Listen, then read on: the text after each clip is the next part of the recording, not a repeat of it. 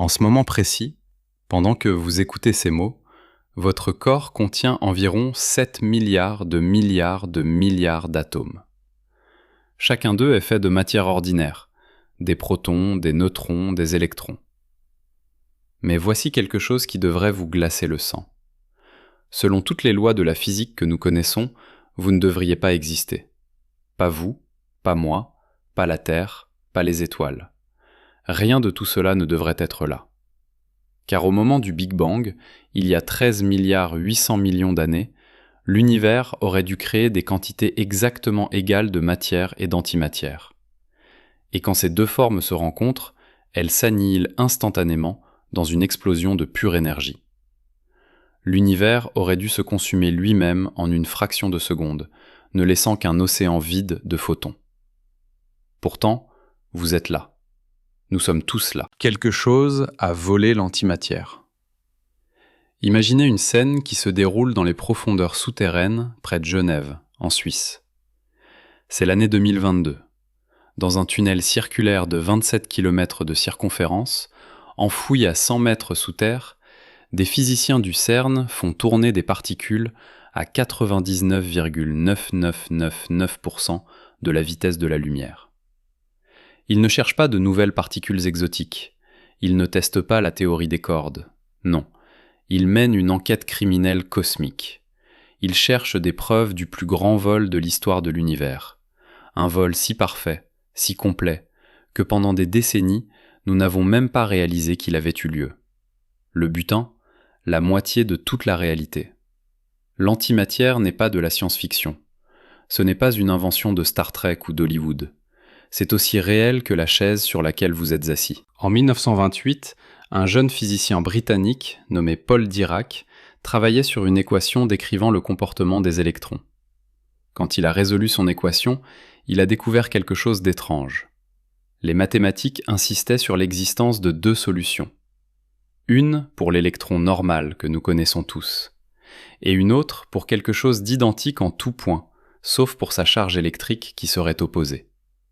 Un électron miroir, un anti-électron. Dirac pensait d'abord avoir fait une erreur, mais les mathématiques étaient impitoyables. Si les électrons existent, alors leurs jumeaux opposés doivent également exister. 4 ans plus tard, en 1932, Carl Anderson du California Institute of Technology observait des rayons cosmiques dans une chambre à brouillard. Et là, traçant une courbe parfaite dans le champ magnétique, se trouvait exactement ce que Dirac avait prédit. Un positron. Le premier morceau d'antimatière jamais détecté par l'humanité. Anderson ne cherchait pas l'antimatière. Il est littéralement tombé dessus. Et cette découverte a ouvert une boîte de Pandore conceptuelle qui nous hante encore aujourd'hui. Parce que si chaque particule de matière possède un jumeau d'antimatière, alors une question terrifiante émerge immédiatement. Où est toute l'antimatière ? Pourquoi l'univers n'est-il pas composé de 50% de matière et 50% d'antimatière ? Pourquoi vivons-nous dans un cosmos fait exclusivement de matière ordinaire ? C'est comme si vous lanciez 1 million de pièces de monnaie et qu'elles tombaient toutes sur pile. Les probabilités sont si astronomiquement faibles que cela ne devrait jamais arriver. Pourtant, c'est exactement ce que nous observons. Revenons au tout début, au moment zéro, le Big Bang. Dans cette première fraction de seconde inimaginablement chaude et dense, l'énergie pure se transformait en particules. Et selon la célèbre équation d'Einstein, E égale mc au carré, quand l'énergie devient matière, elle doit créer des paires. Un électron et un positron, un quark et un antiquark, un proton et un antiproton. Toujours par paires parfaitement équilibrées. C'est une loi fondamentale de la physique. La conservation de la charge. Vous ne pouvez pas créer une charge positive sans créer simultanément une charge négative équivalente. Donc, dans les premiers instants de l'univers, il y avait un chaos bouillonnant de création et d'annihilation. Des particules et des antiparticules naissaient de l'énergie pure, existaient pendant une fraction de seconde, se rencontraient, s'annihilaient et redevenaient énergie. Un cycle infernal de naissance et de mort se répétant des milliards de fois par seconde. Et si ce processus avait été parfaitement symétrique, Si la matière et l'antimatière avaient été créées en quantité exactement égale, alors quand l'univers s'est refroidi, tout aurait dû s'annihiler. Chaque particule aurait trouvé son antiparticule. Elles se seraient détruites mutuellement. Et l'univers serait devenu un vide froid, rempli uniquement de lumière. Mais quelque chose d'extraordinaire s'est produit. Pour chaque milliard de paires particules-antiparticules créées, il y avait une particule supplémentaire de matière. Une seule. Un déséquilibre minuscule. 1 milliard et une particule de matière pour 1 milliard d'antiparticules. Cette asymétrie représente moins de 0,0000001%. C'est comme si dans un savait une personne de plus d'un côté. Une différence si infime qu'elle devrait être négligeable. Mais cette différence infime a tout changé. Quand l'univers s'est refroidi et que la grande annihilation a eu lieu, presque tout a disparu. Les milliards de particules et d'antiparticules se sont rencontrés et ont explosé en lumière pure. Mais cette minuscule fraction excédentaire de matière, ce 1 sur 1 milliard, n'avait pas de partenaire d'antimatière avec qui s'annihiler. Ces particules orphelines ont survécu, et c'est de ces survivants que tout est fait. Vous, moi, la Terre, le Soleil, les galaxies. Tout ce que nous pouvons voir dans l'univers observable, chaque étoile, chaque planète, chaque atome, provient de ce minuscule excédent. Nous sommes les restes, les miettes d'un festin d'annihilation cosmique. Maintenant, imaginez-vous debout dans votre cuisine. Vous tenez un verre d'eau ordinaire. Ce verre contient environ 800 milliards de molécules d'eau. Chaque molécule contient 10 protons, 10 neutrons, 10 électrons. Tous faits de matière ordinaire. Maintenant, imaginez que quelqu'un vous tend un deuxième verre. Visuellement identique, même température, même poids. Mais ce deuxième verre contient de l'anti-eau, des molécules faites d'antiprotons, d'antineutrons et de positrons. Que se passerait-il si vous versiez le contenu des deux verres dans un même récipient ? L'annihilation serait instantanée et totale. En une fraction de seconde, toute la masse des deux verres d'eau se transformerait en énergie pure, selon E égale mc au carré. L'explosion libérerait l'équivalent énergétique de plusieurs bombes thermonucléaires.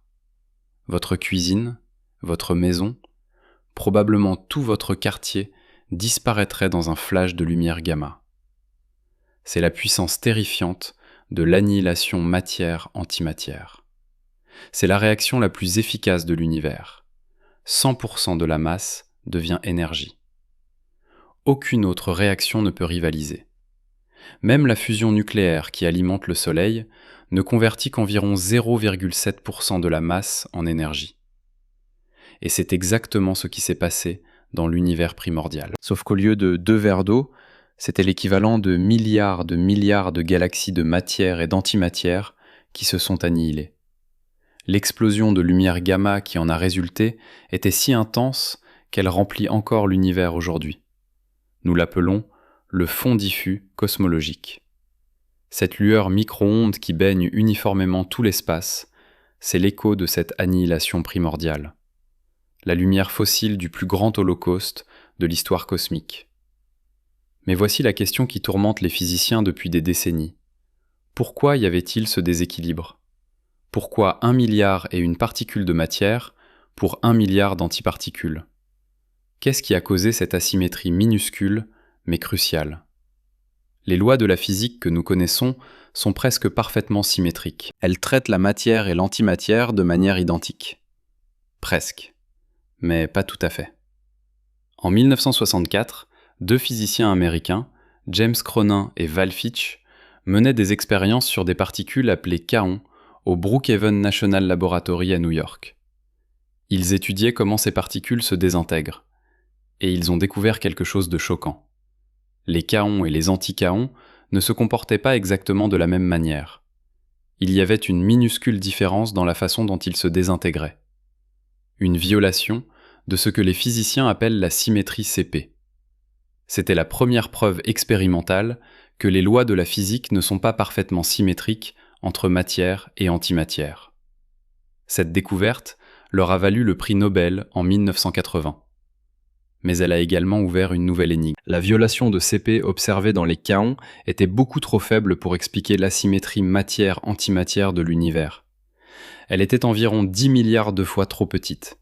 C'était comme découvrir qu'un voleur avait laissé une empreinte digitale sur les lieux du crime, mais réaliser que cette empreinte était 10 milliards de fois trop petite pour appartenir à un humain.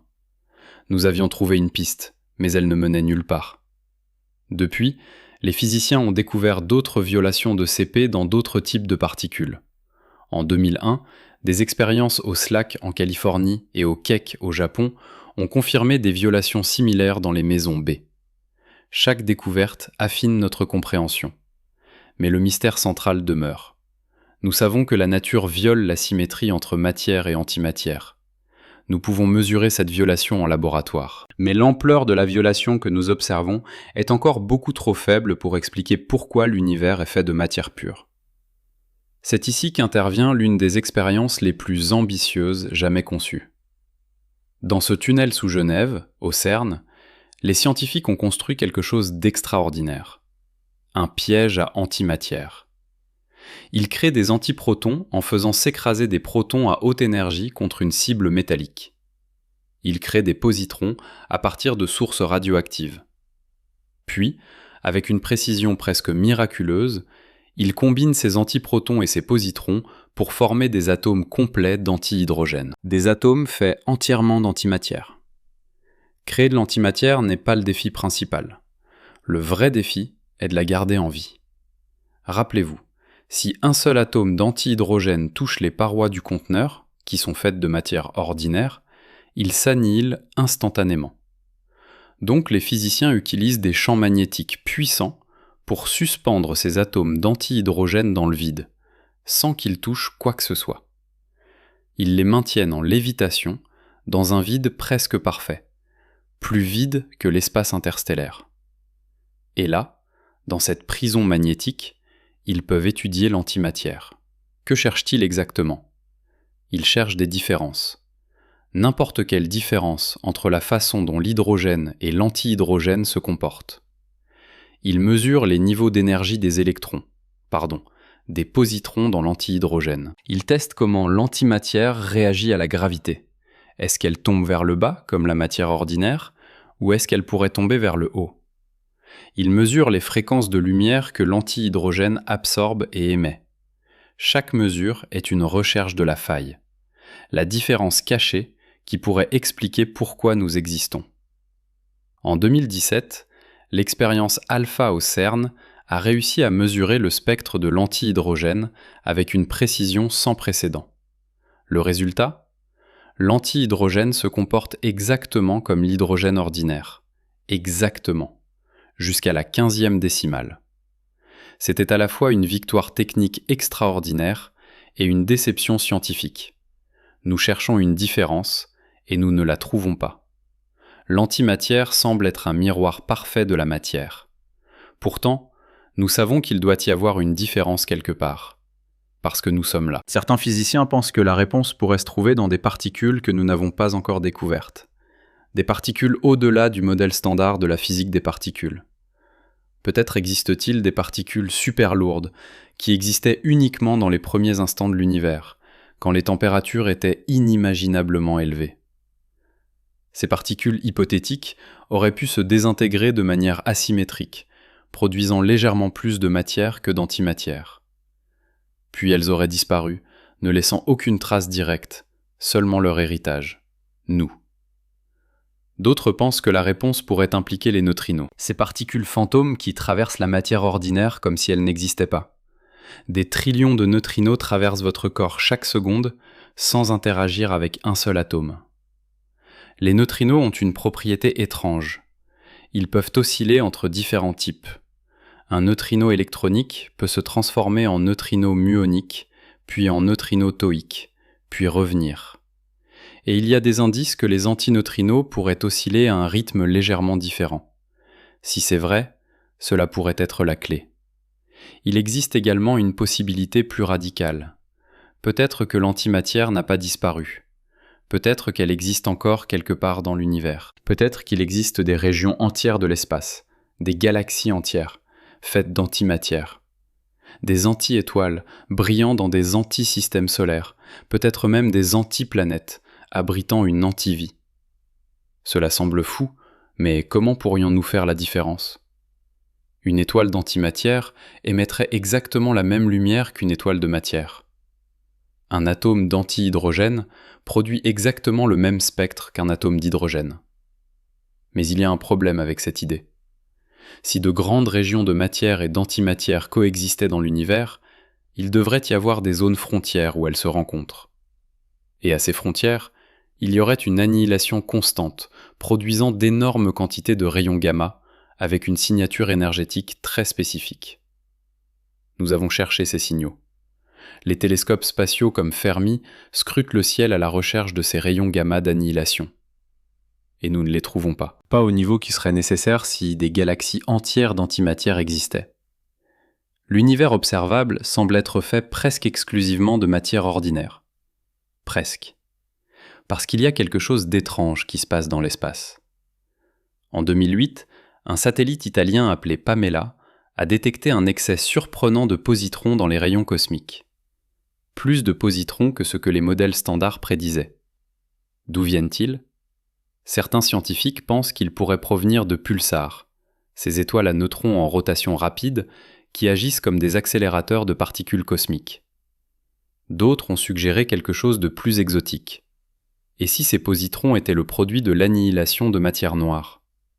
La matière noire, cette substance mystérieuse qui constitue 85% de toute la matière de l'univers, mais que nous ne pouvons pas voir directement. La matière noire elle-même pourrait être liée au mystère de l'antimatière. Certaines théories suggèrent que la matière noire pourrait être sa propre antiparticule. Des particules qui s'annihilent quand elles se rencontrent, mais qui sont si rares et si faiblement interactives qu'elles survivent en grande quantité. D'autres théories proposent que la matière noire et la matière ordinaire ont été créées par le même processus asymétrique dans l'univers primordial. Que le déséquilibre qui a produit notre excédent de matière a également produit la matière noire. Nous serions alors des produits jumeaux du même crime cosmique. Mais revenons à la question fondamentale. Pourquoi cette asymétrie est-elle si importante ? Pourquoi devrions-nous nous soucier du fait qu'il y avait 1 milliard et une particule de matière pour 1 milliard d'antiparticules ? Parce que cette différence minuscule est littéralement la raison pour laquelle vous existez. Si l'univers avait été parfaitement symétrique, il n'y aurait pas d'atomes, pas de molécules, pas de chimie, pas de planètes, pas de vie. Juste un océan froid de photons s'étendant à l'infini. Un univers mort-né. Chaque atome de votre corps, chaque atome de carbone, d'oxygène, d'azote, de fer, est un survivant de cette annihilation primordiale. Vous êtes fait des restes, des miettes laissées après que l'univers se soit presque entièrement consumé. Et ce qui est encore plus vertigineux, c'est que nous ne savons toujours pas pourquoi ces miettes existent. Nous ne comprenons pas le mécanisme fondamental qui a créé ce déséquilibre. C'est comme si nous étions des détectives arrivant sur une scène de crime des milliards d'années après les faits, essayant de reconstituer ce qui s'est passé à partir des indices les plus ténus. Les expériences continuent. Au CERN, les physiciens améliorent constamment leurs pièges à antimatière. Ils peuvent maintenant garder des atomes d'antihydrogène en suspension pendant plus de 16 heures. C'est un record. 16 heures pour étudier une substance qui s'annihile instantanément au moindre contact avec la matière ordinaire. Chaque seconde supplémentaire de temps d'observation est une victoire. Chaque mesure plus précise nous rapproche potentiellement de la réponse. Au Japon, l'expérience T2K étudie les oscillations des neutrinos avec une précision sans précédent. Ils envoient un faisceau de neutrinos à travers 295 km de roches solides, du laboratoire J-Park à Tokai jusqu'au détecteur Super Kamiokande dans les montagnes. Et ils mesurent comment ces neutrinos changent de saveur pendant leur voyage. Les premiers résultats suggèrent qu'il pourrait y avoir une différence dans la façon dont les neutrinos et les antineutrinos oscillent. Si cela se confirme, ce pourrait être la pièce manquante du puzzle. En Chine, le détecteur Daya Bay a également mesuré les propriétés des neutrinos avec une précision remarquable. En Europe, l'expérience DUNE, le Deep Underground Neutrino Experiment, est en construction dans le Dakota du Sud. Ce sera le détecteur de neutrinos le plus sensible jamais construit. Des dizaines de milliers de tonnes d'argon liquide enfouies à plus d'1 kilomètre sous terre, attendant de capturer les interactions les plus rares. Tous ces efforts convergent vers une seule question. Quelle est la différence cachée entre matière et antimatière qui a permis à l'univers de survivre à sa propre naissance? Et pendant que ces expériences se déroulent, les théoriciens explorent des territoires encore plus étranges. Certains proposent que l'asymétrie matière-antimatière pourrait être liée à la flèche du temps elle-même. Pourquoi le temps s'écoule-t-il dans une seule direction? Pourquoi nous souvenons-nous du passé, mais pas du futur? Ces questions semblent sans rapport avec l'antimatière, mais en physique fondamentale, tout est connecté. Les mêmes symétries qui gouvernent les particules gouvernent également le temps. Une violation de la symétrie matière-antimatière est intimement liée à une violation de la symétrie temporelle. D'autres physiciens explorent des idées encore plus radicales. Et si notre univers n'était qu'une moitié d'une paire? Et s'il existait un univers jumeau d'antimatière, créé au même instant que le nôtre lors du Big Bang, mais évoluant dans la direction opposée du temps? Un univers miroir où l'antimatière domine, où le temps s'écoule à l'envers du nôtre, et où des êtres faits d'antimatière se posent les mêmes questions que nous sur la disparition de la matière.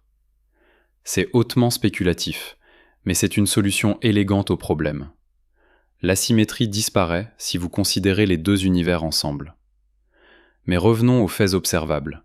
Revenons à ce que nous savons avec certitude. Nous savons que l'univers est fait de matière. Nous savons qu'il aurait dû être fait de quantités égales de matière et d'antimatière. Nous savons qu'une asymétrie minuscule a fait toute la différence. Et nous savons que nous ne comprenons pas encore pourquoi cette asymétrie existe. C'est l'un des plus grands mystères non résolus de la physique moderne. Et sa résolution pourrait nous forcer à réécrire notre compréhension la plus fondamentale de la réalité. Parce que voici ce qui est en jeu. Si nous découvrons le mécanisme qui a créé l'asymétrie matière-antimatière, nous découvrirons probablement de nouvelles lois de la physique. Des lois qui vont au-delà du modèle standard actuel. Ces nouvelles lois pourraient nous révéler l'existence de nouvelles particules, de nouvelles forces, peut-être même de nouvelles dimensions de l'espace. Elles pourraient nous aider à comprendre la matière noire. Elles pourraient nous aider à unifier la mécanique quantique et la relativité générale. Elles pourraient être la clé d'une théorie du tout. Mais même si nous ne trouvons jamais la réponse complète, même si le mécanisme exact reste à jamais hors de notre portée, nous avons déjà appris quelque chose de profond. Nous avons appris que notre existence est contingente, qu'elle dépend d'un déséquilibre infinitésimal dans les lois de la physique. Que nous sommes ici non pas parce que l'univers a été conçu pour nous, mais parce qu'une asymétrie aléatoire, une fluctuation quantique peut-être, a permis à une fraction minuscule de matière de survivre à l'annihilation primordiale. Pensez à ceci pendant un instant. Vous êtes assis là, écoutant ces mots, composés de 7 milliards de milliards de milliards d'atomes qui n'auraient jamais dû exister. Mais voici quelque chose d'encore plus vertigineux. Ces atomes qui vous constituent, ces survivants de l'annihilation primordiale, ne représentent que 4,9% du contenu total de l'univers. 4,9%. Le reste, 26,8% de matière noire que nous ne pouvons pas voir, et 68,3% d'énergie sombre que nous ne comprenons pas. Nous sommes une anomalie dans une anomalie, une exception à une règle qui elle-même viole toutes les règles. Et maintenant, nous devons nous demander, si l'univers a violé ses propres lois pour créer la matière, qu'est-ce que cela nous dit sur la nature même de la réalité ? Revenons à cette fraction mystérieuse. 1 milliard et une particule de matière pour 1 milliard d'antiparticules. Une asymétrie de 0,0000001%. Les physiciens ont un nom pour ce nombre. Ils l'appellent le paramètre d'asymétrie baryonique. Et sa valeur précise est environ 6 fois 10 puissance moins 10, c'est-à-dire 0,00000000006. Un nombre si petit qu'il semble insignifiant, mais ce nombre minuscule contient l'histoire de tout ce qui existe. Imaginez que vous puissiez remonter le temps. Pas métaphoriquement, mais littéralement. Vous remontez à travers les milliards d'années, regardant les galaxies se rapprocher, les étoiles se défaire, les atomes se désintégrer. Vous traversez l'époque où les premiers atomes se sont formés, 380 000 ans après le Big Bang. Vous continuez à remonter, traversant l'ère où les noyaux atomiques se sont assemblés, 3 minutes après le début. Vous allez encore plus loin, dans la première seconde de l'univers.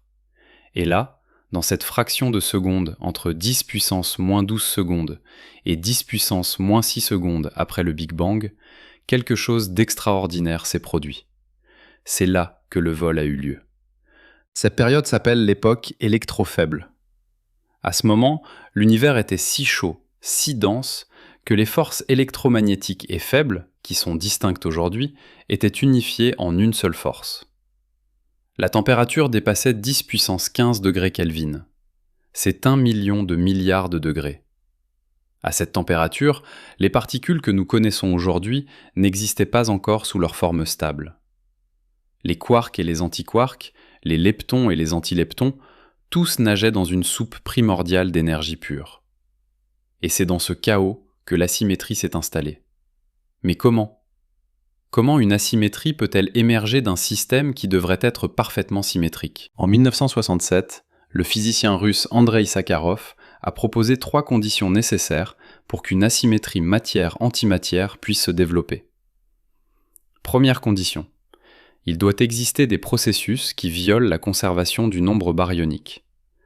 En termes simples, il doit être possible de créer plus de baryons, les particules comme les protons et les neutrons, que d'antibaryons. Deuxième condition.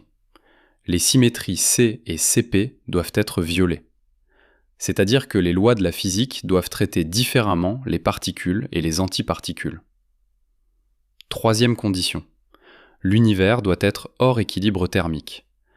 Les réactions doivent se produire trop rapidement pour que l'équilibre puisse s'établir. Ces 3 conditions de Sakharov sont élégantes, elles sont logiques, et nous savons que les 2 premières sont satisfaites. Nous avons observé des violations de CP en laboratoire. Nous savons que la nature fait une distinction subtile entre matière et antimatière. Et l'univers primordial était certainement hors équilibre, se refroidissant et s'étendant à une vitesse vertigineuse. Mais voici le problème. Les violations de CP que nous avons mesurées dans le modèle standard de la physique des particules sont beaucoup trop faibles. Elles ne peuvent expliquer qu'une asymétrie d'environ 10 puissance moins 20, alors que nous observons une asymétrie d'environ 10 puissance moins 10. Il manque 10 milliards de fois trop de violations de CP. Cela signifie qu'il doit exister quelque chose au-delà du modèle standard, quelque chose que nous n'avons pas encore découvert. Et c'est là que les théories deviennent vraiment fascinantes. L'une des idées les plus prometteuses s'appelle la leptogénèse. Elle propose que l'asymétrie ne s'est pas produite directement avec les baryons, mais avec les leptons, une autre famille de particules qui inclut les électrons et les neutrinos. Voici comment cela fonctionnerait. Dans l'univers primordial, il aurait existé des neutrinos super lourds. Pas les neutrinos légers que nous connaissons aujourd'hui, mais des versions massives, des millions ou des milliards de fois plus lourdes qu'un proton.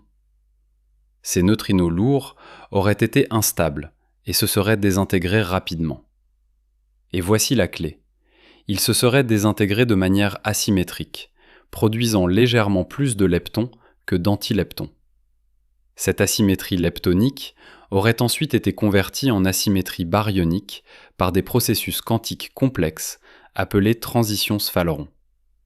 Ces transitions, qui ne peuvent se produire qu'à des températures extrêmement élevées, auraient transformé l'excès de leptons en excès de baryons. Et voilà, l'asymétrie matière-antimatière serait née. La beauté de la leptogénèse est qu'elle explique également pourquoi les neutrinos ont des masses si petites. Les neutrinos lourds hypothétiques et les neutrinos légers que nous observons seraient liés par un mécanisme appelé le mécanisme de la balançoire. Plus les neutrinos lourds sont massifs, plus les neutrinos légers sont légers. C'est comme une balançoire cosmique. Un côté monte, l'autre descend. Et cette même balançoire qui donne aux neutrinos leur masse minuscule serait responsable de notre existence. Deux mystères résolus par une seule théorie élégante. Mais il y a un problème. Les neutrinos lourds hypothétiques seraient si massifs qu'ils ne peuvent pas être créés dans nos accélérateurs de particules actuels. Même le Large Hadron Collider, la machine la plus puissante jamais construite, ne peut pas atteindre les énergies nécessaires. Ces particules n'auraient existé que dans les premiers instants de l'univers, quand les températures étaient inimaginablement élevées. Elles auraient disparu presque instantanément, ne laissant aucune trace directe. Comment pouvons-nous tester une théorie sur des particules qui n'existent plus depuis 13 milliards 800 millions d'années ? C'est là que les neutrinos ordinaires entrent en jeu. Si la leptogénèse est correcte, alors les neutrinos que nous pouvons observer aujourd'hui devraient porter des signatures subtiles de ce processus primordial. Ils devraient osciller entre leurs différentes saveurs d'une manière spécifique. Et surtout, ils devraient violer la symétrie CP. Les neutrinos et les antineutrinos devraient se comporter différemment. Et c'est exactement ce que les expériences comme T2K au Japon et NOVA aux États-Unis cherchent à mesurer. En 2020, l'expérience T2K a publié des résultats intrigants. Ils ont observé des indices que les neutrinos pourraient violer la symétrie CP de manière significative. Les données suggèrent que les neutrinos et les antineutrinos oscillent à des taux différents. Si cela se confirme avec plus de statistiques, ce serait une découverte monumentale. Ce serait la première observation directe d'une violation de CP dans le secteur leptonique, et cela donnerait un soutien énorme à la théorie de la leptogénèse. Nous serions en train d'observer, en temps réel, l'écho du mécanisme qui a créé la matière. Mais attendez, il y a une autre possibilité, encore plus étrange. Et si les neutrinos étaient leurs propres antiparticules ? La plupart des particules ont des antiparticules distinctes. L'électron a le positron. Le quark up a l'antiquark up. Mais certaines particules, comme le photon, sont leurs propres antiparticules. Un photon et un antiphoton sont la même chose. Les neutrinos pourraient être comme ça. On les appelle alors des particules de Majorana, du nom du physicien italien Ettore Majorana, qui a proposé cette idée en 1937. Si les neutrinos sont des particules de Majorana, cela change tout. Cela signifie qu'il pourrait exister un processus extrêmement rare appelé double désintégration bêta sans neutrinos. Imaginez un noyau atomique qui se désintègre, émettant 2 électrons. Normalement, il devrait aussi émettre 2 antineutrinos pour conserver le nombre leptonique.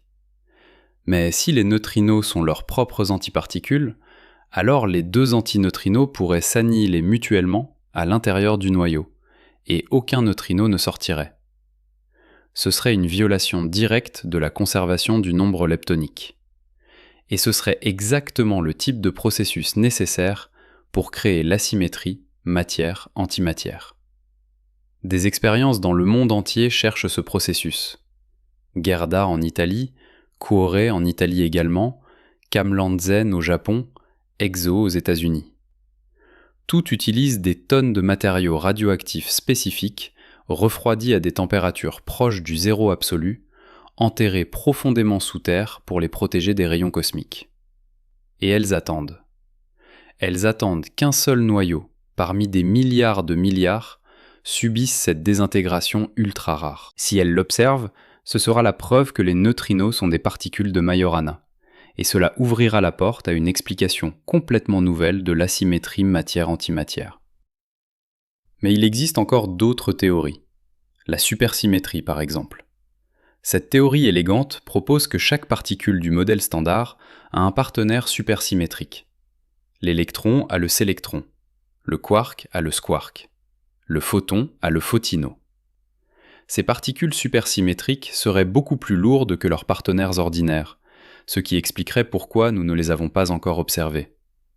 Mais dans l'univers primordial, quand les températures étaient suffisamment élevées, ces particules auraient existé en abondance, et leur désintégrer aurait pu créer l'asymétrie matière-antimatière.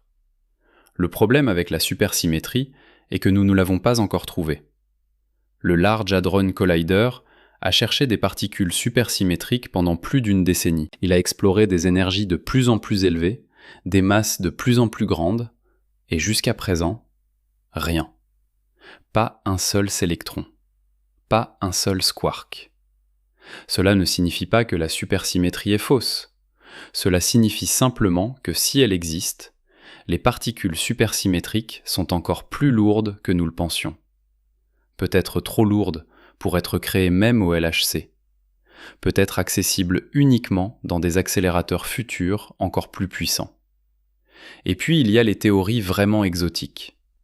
Les théories qui proposent des dimensions supplémentaires de l'espace. Imaginez que notre univers tridimensionnel soit comme une membrane flottant dans un espace de dimension supérieure. L'antimatière pourrait avoir été éjectée dans ces dimensions supplémentaires lors du Big Bang. Elle existerait toujours, mais dans un espace parallèle que nous ne pouvons pas voir ni toucher. Nous serions séparés de l'antimatière, non pas par la distance, mais par la dimensionnalité. C'est hautement spéculatif, mais c'est mathématiquement cohérent. Et en physique théorique, ce qui est mathématiquement cohérent mérite d'être exploré. Ou considérez cette possibilité. Et si la symétrie matière-antimatière était liée à la gravité quantique ? La gravité est la seule force fondamentale que nous n'avons pas encore réussi à quantifier complètement. Nous ne savons pas comment la gravité se comporte à l'échelle de Planck, la plus petite échelle possible de l'espace-temps. À cette échelle, qui est environ 10 puissance moins 35 mètres, l'espace-temps lui-même devient quantique, fluctuant et bouillonnant comme une mousse.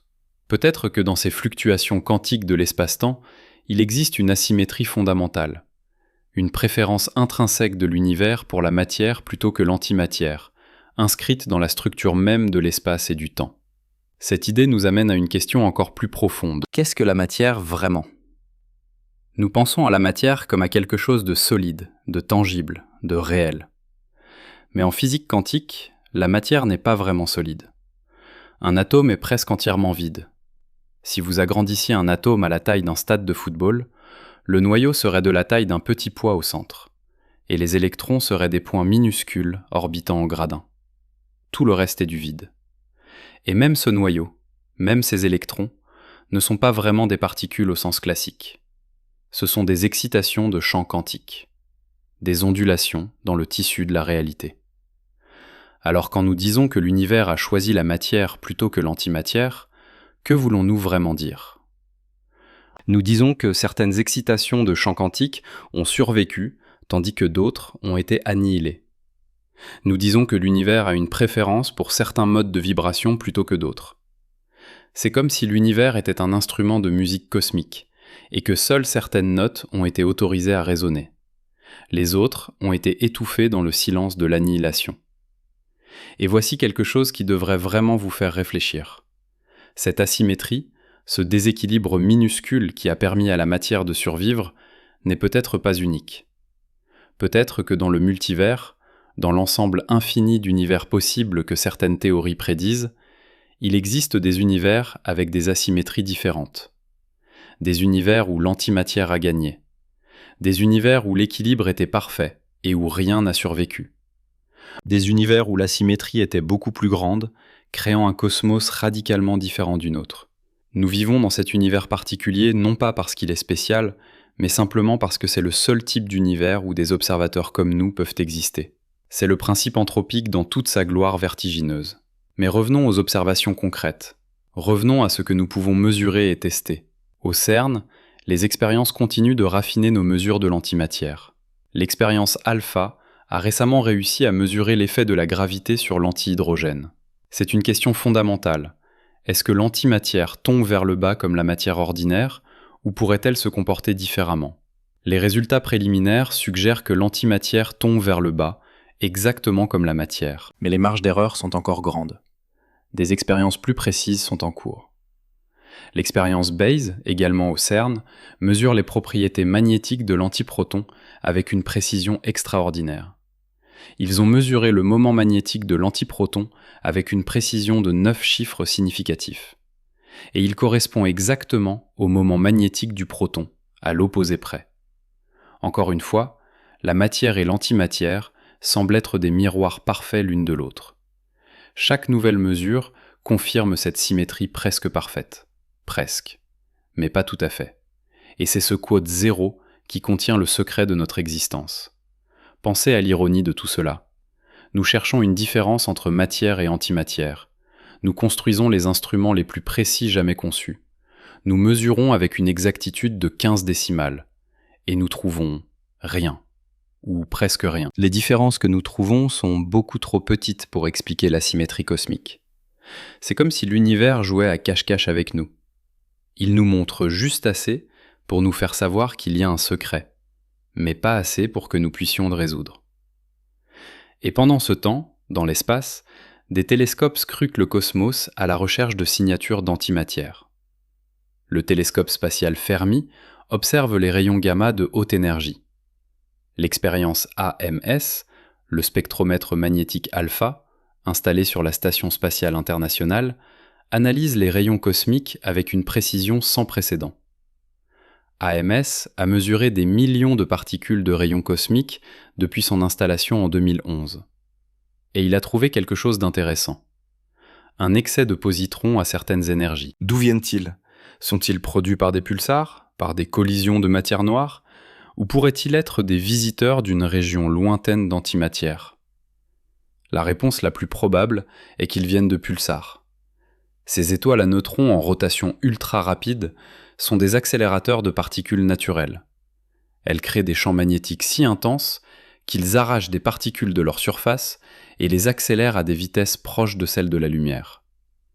Dans ce processus, des paires électrons-positrons peuvent être créées. C'est probablement l'explication de l'excès de positrons. Probablement, mais pas certainement. Et en science, cette incertitude est précieuse. C'est elle qui nous pousse à continuer à chercher. Imaginez maintenant que nous trouvions la réponse. Imaginez que dans 10 ans, ou 20 ans, ou 50 ans, nous découvrions le mécanisme exact qui a créé la symétrie matière-antimatière. Peut-être que ce sera la leptogénèse confirmée par des mesures précises de violation de CP dans les neutrinos. Peut-être que ce sera la découverte de particules supersymétriques dans un futur accélérateur. Peut-être que ce sera quelque chose de complètement inattendu, une nouvelle physique que nous n'avons même pas encore imaginée. Que se passera-t-il alors ? D'abord, nous aurons résolu l'un des plus grands mystères de la physique.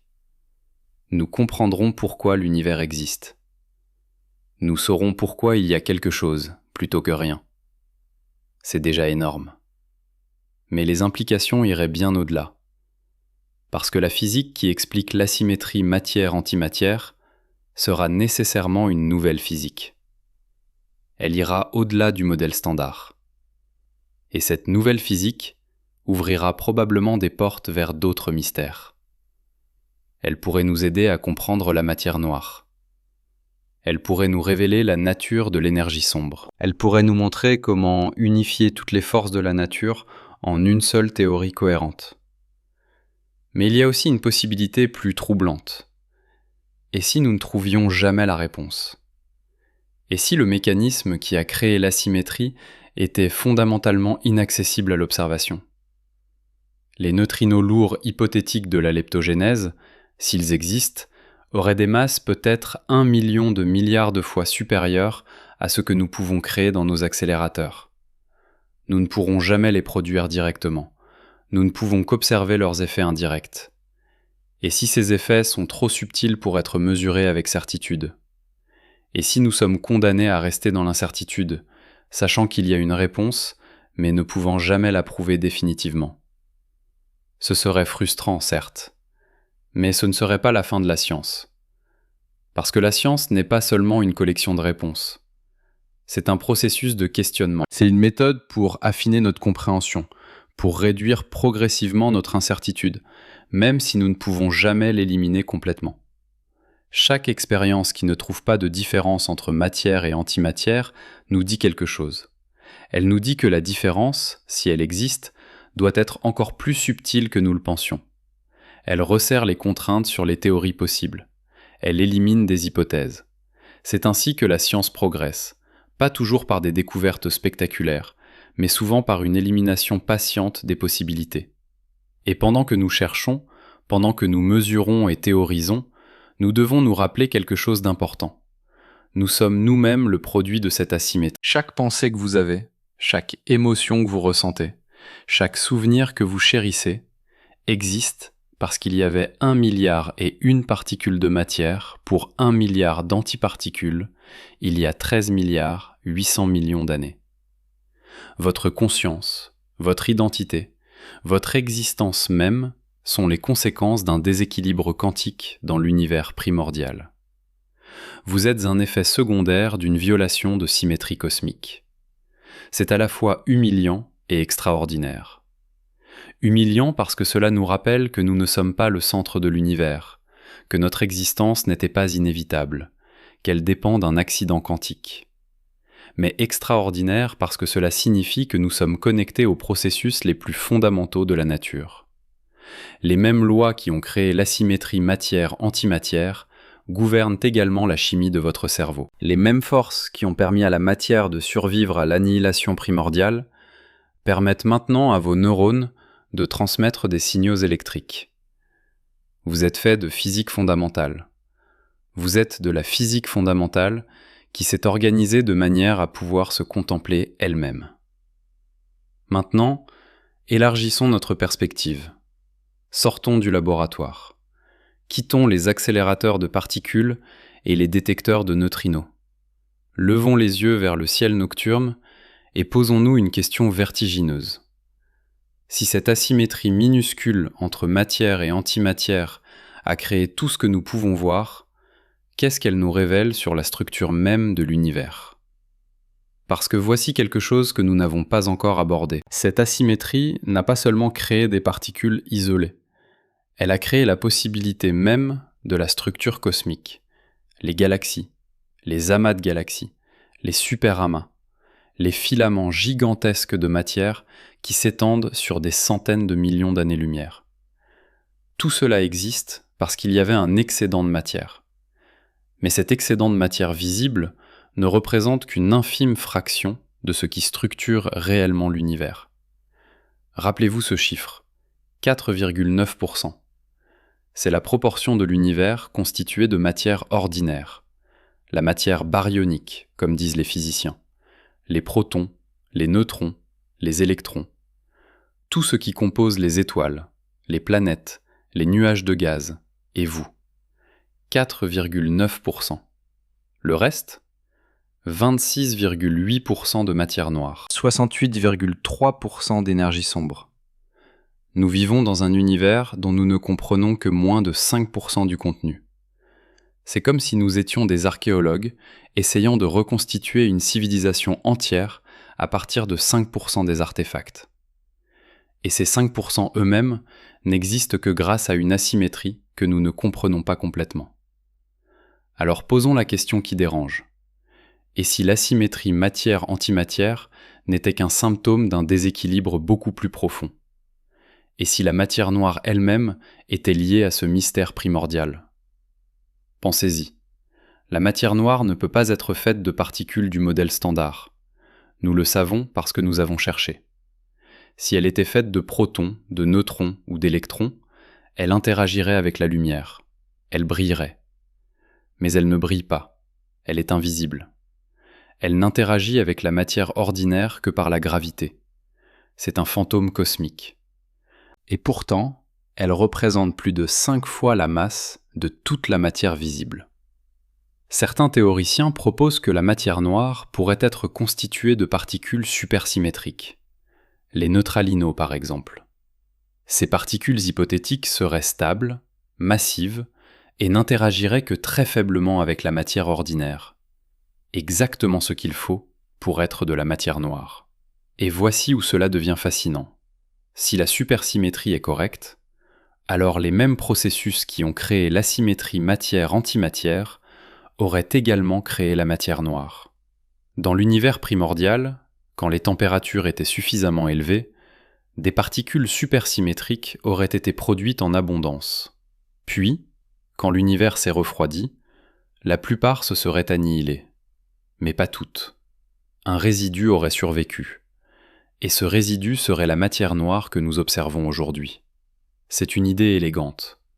Elle relie deux des plus grands mystères de la physique moderne, l'asymétrie matière-antimatière et la nature de la matière noire. Deux énigmes, une solution. Mais il y a un problème.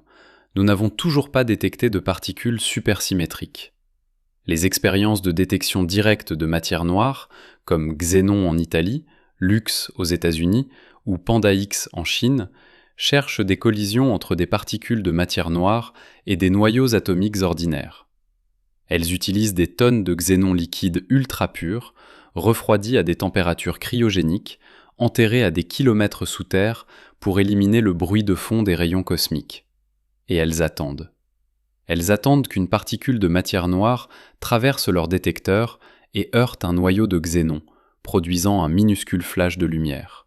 Jusqu'à présent, rien. Pas un seul signal convaincant. Cela ne signifie pas que la matière noire n'existe pas. Nous savons qu'elle existe. Nous pouvons voir ses effets gravitationnels partout dans l'univers. Les galaxies tournent trop vite pour être maintenues ensemble uniquement par la gravité de leur matière visible. Les amas de galaxies contiennent beaucoup plus de masse que ce que nous pouvons voir en lumière. Les lentilles gravitationnelles, la courbure de la lumière par la gravité, révèlent la présence de masse invisible. La matière noire est là. Nous le savons avec certitude. Mais nous ne savons pas ce qu'elle est. Et peut-être que la clé pour comprendre ce qu'elle est se trouve dans la compréhension de l'asymétrie matière-antimatière. Mais il existe une autre possibilité, encore plus étrange. Et si la matière noire était elle-même asymétrique? Et si, tout comme la matière ordinaire, il existait de la matière noire et de l'antimatière noire, et qu'un déséquilibre similaire s'était produit? Certains modèles théoriques proposent exactement cela. Ils suggèrent que la matière noire pourrait avoir son propre secteur caché de physique, avec ses propres particules, ses propres forces et ses propres asymétries. Dans ces modèles, l'asymétrie de la matière noire et l'asymétrie de la matière ordinaire seraient liées. Elles auraient été créées par le même mécanisme dans l'univers primordial. Nous serions alors les produits jumeaux d'un double vol cosmique. Imaginez cela. Deux univers parallèles, en quelque sorte. Un univers de matière ordinaire, celui que nous pouvons voir et toucher, et un univers de matière noire, invisible mais omniprésent, interpénétrant le nôtre. Les deux auraient émergé du même Big Bang. Les deux auraient subi des annihilations massives avec leurs antiparticules respectives. Et les deux auraient survécu grâce à de minuscules asymétries. Nous vivons dans la partie visible d'une réalité double. C'est vertigineux. Et c'est peut-être vrai. Mais attendez, il y a encore quelque chose de plus étrange. L'énergie sombre. Cette force mystérieuse qui accélère l'expansion de l'univers. En 1998, deux équipes d'astronomes observaient des supernovae lointaines, ces explosions d'étoiles qui servent de chandelles standard pour mesurer les distances cosmiques. Ils s'attendaient à trouver que l'expansion de l'univers ralentissait, freinée par la gravité de toute la matière qu'il contient. Au lieu de cela, ils ont découvert que l'expansion accélère. L'univers ne ralentit pas, il accélère. Quelque chose pousse l'espace lui-même à s'étendre de plus en plus vite. Nous appelons cette chose l'énergie sombre. Et elle représente 68,3% du contenu total de l'univers. Qu'est-ce que l'énergie sombre? Nous n'en avons aucune idée. La meilleure hypothèse est qu'elle pourrait être l'énergie du vide lui-même. En mécanique quantique, même le vide n'est pas vraiment vide. Il bouillonne de particules virtuelles qui apparaissent et disparaissent constamment. Ces fluctuations quantiques du vide devraient avoir une énergie. Et cette énergie pourrait être ce que nous appelons l'énergie sombre. Le problème, quand les physiciens calculent quelle devrait être l'énergie du vide quantique, ils obtiennent un nombre qui est environ 10 puissance 120 fois plus grand que l'énergie sombre observée. C'est la pire prédiction de l'histoire de la physique. Une erreur de 120 ordres de grandeur. C'est comme prédire qu'une personne mesure 1,80 m et découvrir qu'elle mesure en fait la distance entre la Terre et le bord de l'univers observable. Alors quelque chose ne va pas. Soit notre compréhension de la mécanique quantique est incomplète, soit notre compréhension de la gravité est incomplète. Soit les deux. Et peut-être, juste peut-être, que ce quelque chose qui ne va pas est lié à l'asymétrie matière-antimatière. Peut-être que tous ces mystères, la symétrie baryonique, la matière noire, l'énergie sombre, sont des manifestations différentes d'une physique plus profonde que nous n'avons pas encore découverte. Une physique qui unifie toutes ces énigmes en une seule théorie cohérente. Revenons maintenant à une échelle plus humaine. Revenons à ce que nous pouvons observer directement, les galaxies. Regardez une image du télescope spatial Hubble. Des milliers de galaxies dans un seul champ de vision. Chacune contenant des centaines de milliards d'étoiles. Chaque étoile potentiellement entourée de planètes. Et tout cela, absolument tout, existe parce qu'il y avait 1 milliard et une particule de matière pour 1 milliard d'antiparticules. Si l'équilibre avait été parfait, il n'y aurait pas de galaxies, pas d'étoiles, pas de planètes. Juste un océan froid de photons s'étendant à l'infini dans toutes les directions. Mais voici quelque chose d'encore plus troublant. Les galaxies que nous observons ne sont pas distribuées uniformément dans l'espace. Elles forment des structures, des filaments, des murs, des vides gigantesques. C'est ce que les cosmologistes appellent la structure à grande échelle de l'univers. Et cette structure a une origine. Elle provient de minuscules fluctuations quantiques dans l'univers primordial. Des fluctuations si petites qu'elles représentaient des variations de densité de seulement une partie sur 100 000. Mais ces fluctuations minuscules, amplifiées par la gravité sur des milliards d'années, sont devenues les galaxies et les amas de galaxies que nous voyons aujourd'hui. Pensez à l'ironie. L'univers est structuré par deux types de minuscules déséquilibres. D'abord, l'asymétrie matière-antimatière, qui a permis à la matière d'exister. Ensuite, les fluctuations quantiques primordiales qui ont déterminé où cette matière se regrouperait. Sans le premier déséquilibre, il n'y aurait rien. Sans le second, il y aurait de la matière, mais elle serait uniformément répartie. Un gaz diffus sans structure, sans étoiles, sans vie. Nous existons à l'intersection de deux accidents quantiques. C'est à la fois terrifiant et merveilleux. Et maintenant, posons une question que peu de gens osent poser. Sommes-nous seuls ? Dans cet univers de 2000 milliards de galaxies, chacune contenant des centaines de milliards d'étoiles, sommes-nous la seule forme de vie, la seule conscience, la seule intelligence capable de se poser ces questions ? Les probabilités suggèrent que non. Si la vie a émergé ici, sur cette planète insignifiante orbitant autour d'une étoile ordinaire dans la banlieue d'une galaxie banale, alors elle a probablement émergé ailleurs aussi. Peut-être des millions de fois, peut-être des milliards de fois. Mais voici le lien avec notre sujet. Toute vie, où qu'elle existe dans l'univers, est faite de matière ordinaire. Elle est faite des mêmes atomes qui nous composent.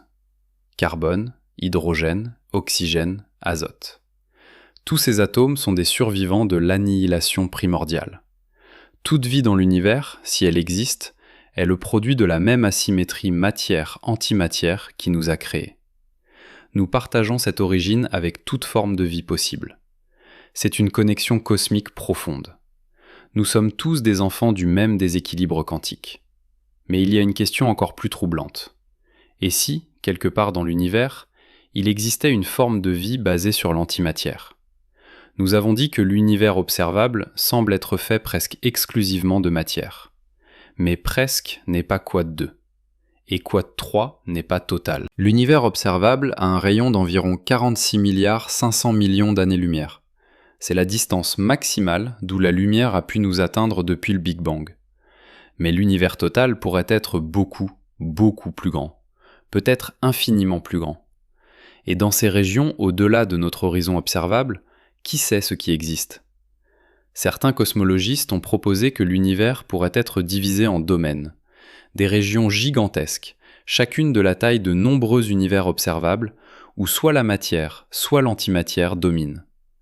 Notre univers observable serait entièrement dans un domaine de matière, mais à des distances inimaginables, au-delà de ce que nous pourrons jamais observer, il pourrait exister des domaines d'antimatière, des galaxies d'antimatière, des étoiles d'antimatière, des planètes d'antimatière, et peut-être, juste peut-être, une vie d'antimatière.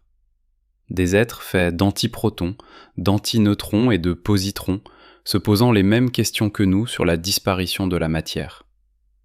C'est hautement spéculatif. Il n'y a aucune preuve directe de tel domaine. Mais c'est une possibilité logique. Et en science, nous devons explorer toutes les possibilités logiques, même les plus étranges. Parce que l'univers s'est déjà révélé être beaucoup plus étrange que tout ce que nous aurions pu l'imaginer. Qui aurait pu prédire la matière noire ? Qui aurait pu prédire l'énergie sombre ? Qui aurait pu prédire que l'univers accélère son expansion ? À chaque fois que nous pensons avoir compris, l'univers nous surprend. Revenons maintenant à une question plus immédiate. Que se passerait-il si nous pouvions créer de grandes quantités d'antimatière ? Pas juste quelques atomes d'antihydrogène dans un piège magnétique, mais des grammes, des kilogrammes, des tonnes d'antimatière. Les implications seraient révolutionnaires. L'annihilation matière-antimatière est la source d'énergie la plus efficace imaginable. Un seul gramme d'antimatière, annihilé avec 1 gramme de matière, libérerait l'équivalent énergétique de 43 000 tonnes de TNT. C'est environ 3 fois l'énergie de la bombe atomique d'Hiroshima. 1 kilogramme d'antimatière pourrait alimenter une ville entière pendant des années. 10 kilogrammes pourraient propulser un vaisseau spatial vers les étoiles les plus proches. Mais il y a un problème énorme. Créer de l'antimatière est incroyablement difficile et incroyablement coûteux. Au CERN, produire 1 seul gramme d'antihydrogène nécessiterait environ 100 millions de milliards de dollars et prendrait environ 100 millions d'années avec la technologie actuelle. C'est complètement impraticable. Et même si nous pouvions la produire, comment la stocker ? Comment empêcher qu'elle touche les parois du conteneur et s'annihile instantanément ? Les pièges magnétiques fonctionnent pour quelques atomes, mais pour des quantités macroscopiques ? C'est un défi technologique qui dépasse de loin nos capacités actuelles. Pourtant, certains visionnaires rêvent d'un futur où nous maîtriserons la production et le stockage de l'antimatière, où des vaisseaux spatiaux propulsés par annihilation matière-antimatière exploreront la galaxie, où l'énergie de l'antimatière alimentera notre civilisation. C'est de la science-fiction pour l'instant. Mais rappelez-vous, il y a 100 ans, l'énergie nucléaire était de la science-fiction. Il y a 50 ans, les ordinateurs personnels étaient de la science-fiction. Ce qui est impossible aujourd'hui pourrait être banal demain, si nous survivons assez longtemps, si nous ne nous détruisons pas d'abord. Parce que voici la vérité inconfortable. La même asymétrie qui nous a permis d'exister nous a également donné la capacité de nous détruire. Les armes nucléaires utilisent l'énergie de liaison des noyaux atomiques. C'est une fraction infime de l'énergie totale contenue dans la matière, mais c'est suffisant pour détruire des villes, pour contaminer des régions entières, pour menacer la survie de notre espèce. Imaginez ce que nous pourrions faire avec l'antimatière. Une arme à antimatière serait des milliers de fois plus puissante qu'une bombe nucléaire. Elle ne laisserait aucune radiation résiduelle, juste une explosion de pure énergie. Ce serait l'arme ultime. Et ce serait notre fin. Heureusement, nous sommes très très loin de pouvoir fabriquer de telles armes. La difficulté de produire et de stocker l'antimatière nous protège de nous-mêmes. Mais cela soulève une question philosophique profonde. Si nous découvrons le secret de l'asymétrie matière-antimatière, si nous comprenons exactement comment et pourquoi la matière a survécu, est-ce que cette connaissance nous donnera également le pouvoir de créer de l'antimatière efficacement ? Et si c'est le cas, serons-nous assez sages pour utiliser ce pouvoir de manière responsable ?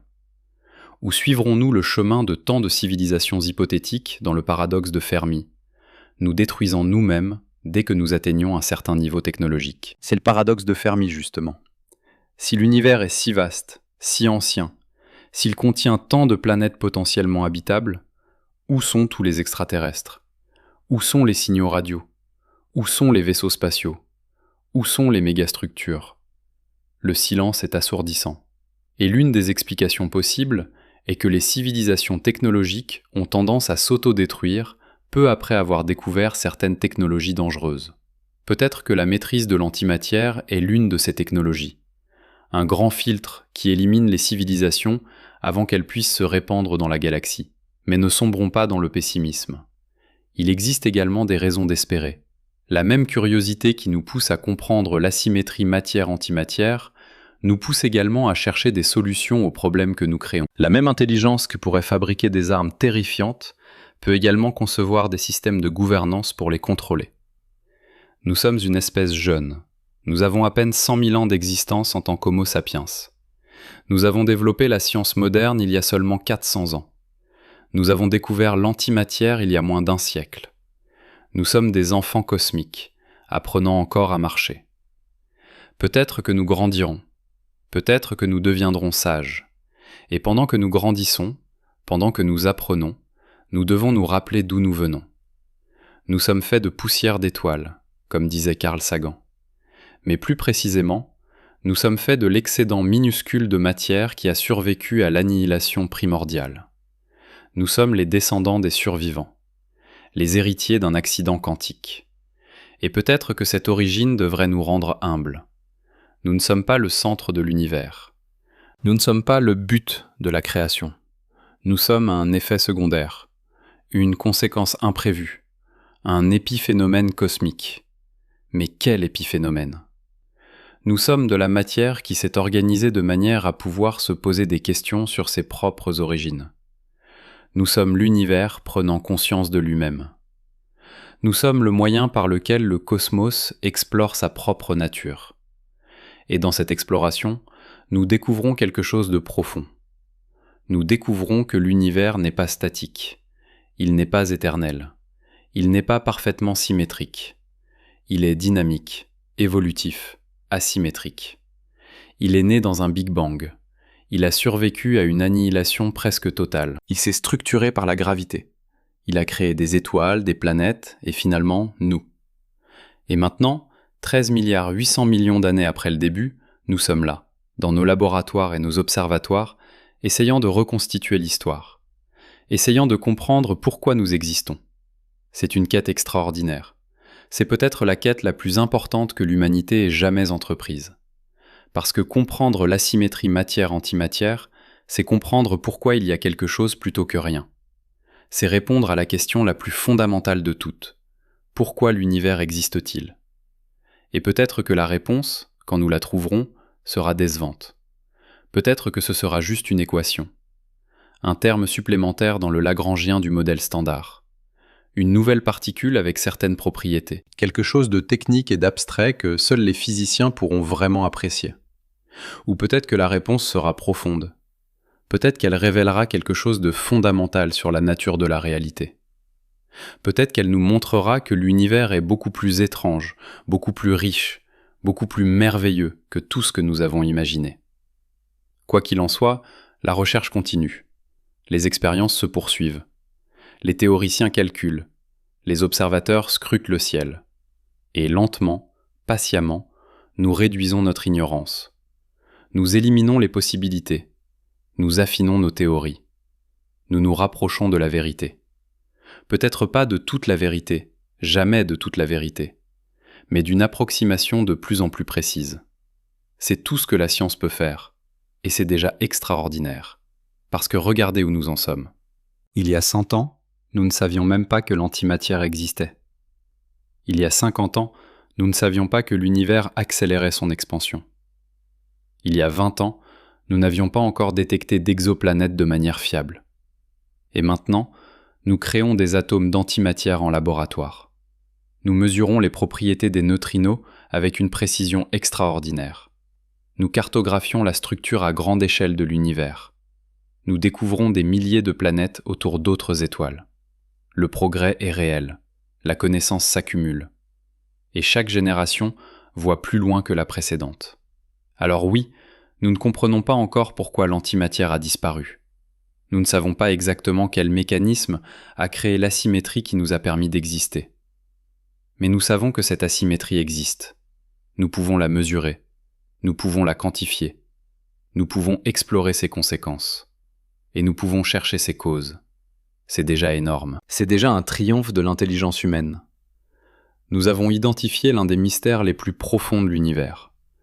Nous l'avons formulé en termes précis. Et nous travaillons systématiquement à le résoudre.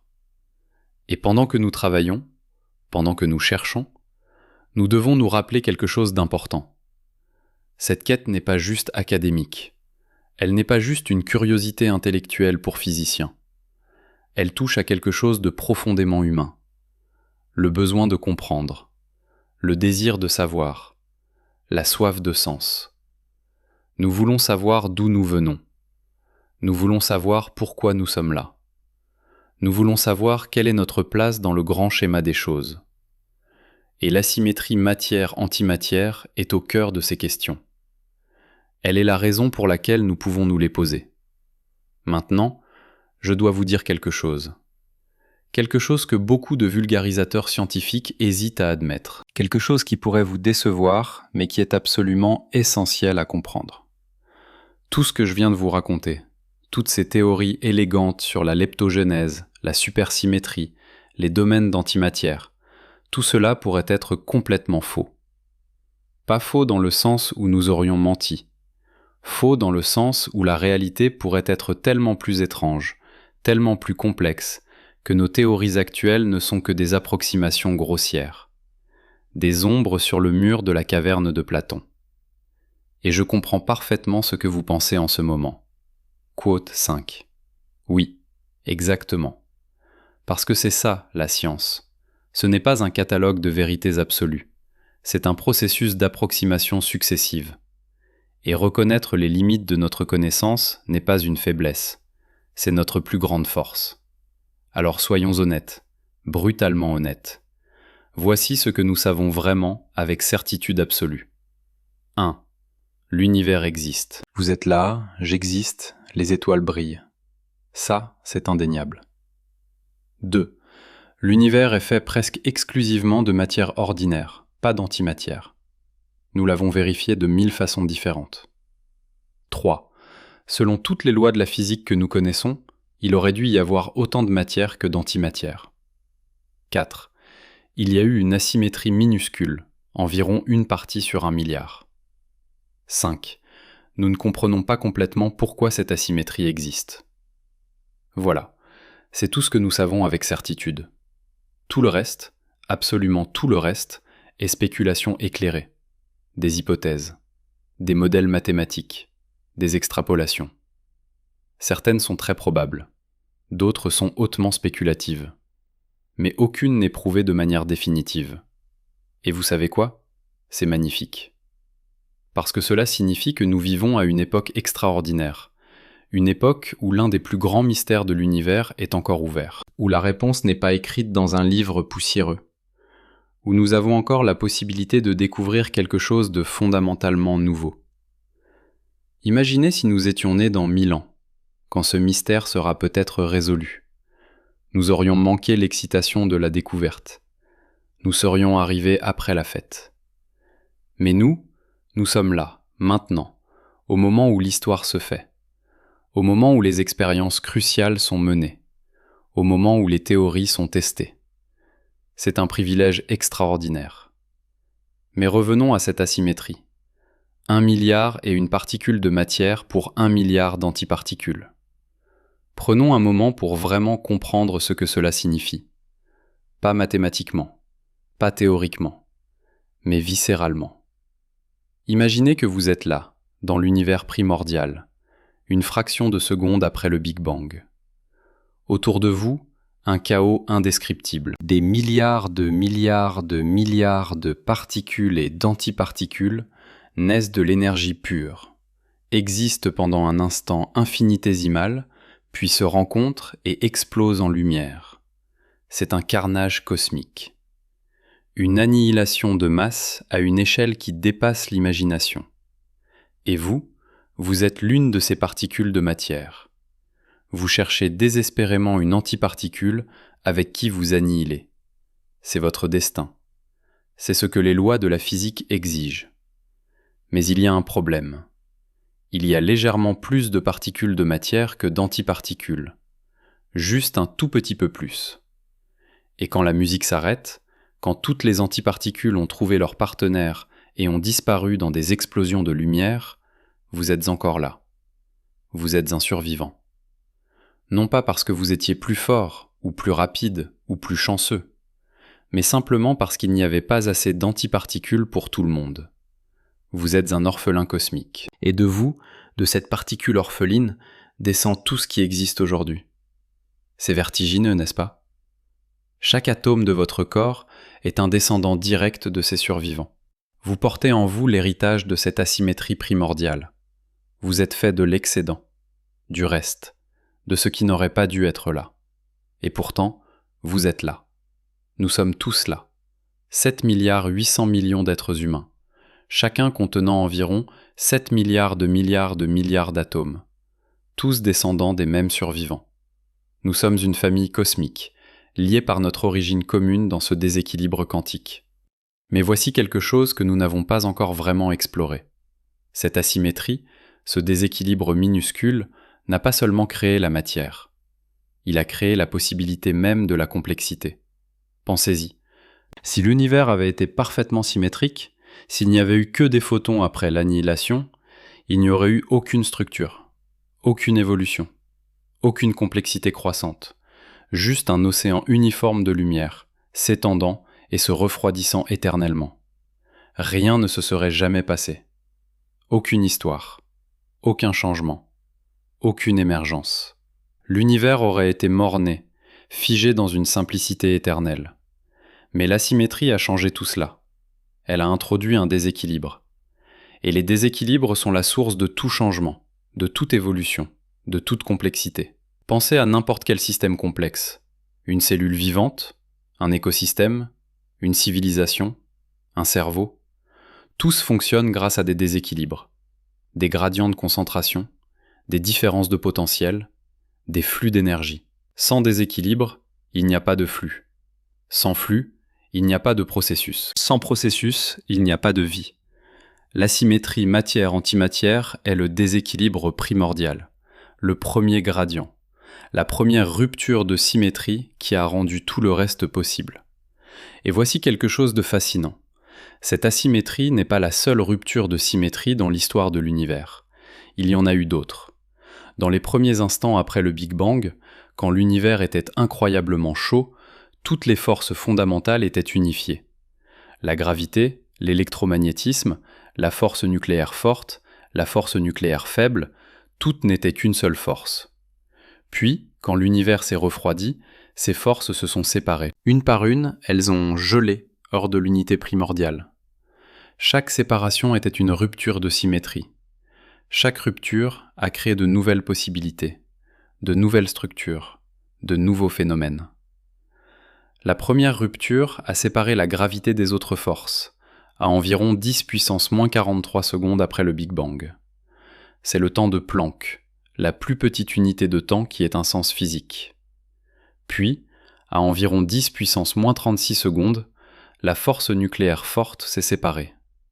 Puis, à environ 10 puissance moins 12 secondes, les forces électromagnétiques et faibles, qui étaient encore unifiées en une force électro-faible, se sont séparées. Et c'est dans cette dernière transition, dans cette rupture de symétrie électro-faible, que l'asymétrie matière-antimatière s'est probablement installée. Tout est connecté. Les ruptures de symétrie sont le mécanisme par lequel l'univers crée de la nouveauté, de la diversité, de la complexité. Et maintenant, posons une question vraiment troublante. Est-ce que ces ruptures de symétrie étaient inévitables ? Ou est-ce qu'elles étaient contingentes? Est-ce que l'univers devait nécessairement évoluer de cette façon, ou est-ce qu'il aurait pu prendre un chemin différent? Si nous pouvions rembobiner le Big Bang et le rejouer, est-ce que nous obtiendrions le même résultat? Les mêmes forces? Les mêmes particules? La même asymétrie matière-antimatière? Ou est-ce que chaque univers est unique, avec ses propres lois, ses propres constantes, ses propres asymétries? Certains physiciens pensent que les lois de la physique sont nécessaires, qu'elles ne pouvaient pas être autrement. Que si nous comprenions la théorie ultime, la théorie du tout, nous verrions que tout découle logiquement de quelques principes fondamentaux. Que l'univers ne pouvait pas être différent. D'autres pensent que les lois de la physique sont contingentes, qu'elles sont le résultat de ruptures de symétrie aléatoires, que dans un multivers infini, chaque univers a ses propres lois, et que nous vivons dans cet univers particulier simplement parce que c'est le seul type d'univers où nous pouvons exister. C'est le principe anthropique, encore une fois. Nous ne sommes pas surpris de vivre dans un univers avec une asymétrie matière-antimatière, parce que nous ne pourrions pas exister dans un univers sans cette asymétrie. Mais le principe anthropique est profondément insatisfaisant pour beaucoup de physiciens. Il semble être une capitulation, une façon de dire « quod-cet ». C'est vrai, mais ce n'est pas une explication. C'est une tautologie. Nous voulons savoir pourquoi la symétrie existe, pas simplement constater qu'elle doit exister pour que nous existions. Nous voulons comprendre le mécanisme, les causes, les lois fondamentales qui ont produit ce résultat. Et c'est là que nous sommes coincés. Parce que nous ne les connaissons pas encore. Alors, que faisons-nous ? Nous continuons à chercher. Nous construisons des expériences plus précises. Nous développons des théories plus sophistiquées. Nous explorons toutes les possibilités. Et lentement, très lentement, nous éliminons les mauvaises réponses. Nous réduisons l'espace des possibilités. C'est un processus d'élimination. Comme un détective qui interroge des suspects. Chaque expérience qui ne trouve pas de différence entre matière et antimatière élimine certaines théories. Chaque mesure plus précise resserre les contraintes. Nous nous rapprochons de la vérité par exclusion. Mais voici ce qui est frustrant. Et si la vérité est hors de notre portée ? Et si le mécanisme qui a créé la symétrie implique des énergies si élevées, des échelles si petites, que nous ne pourrons jamais les sonder directement ?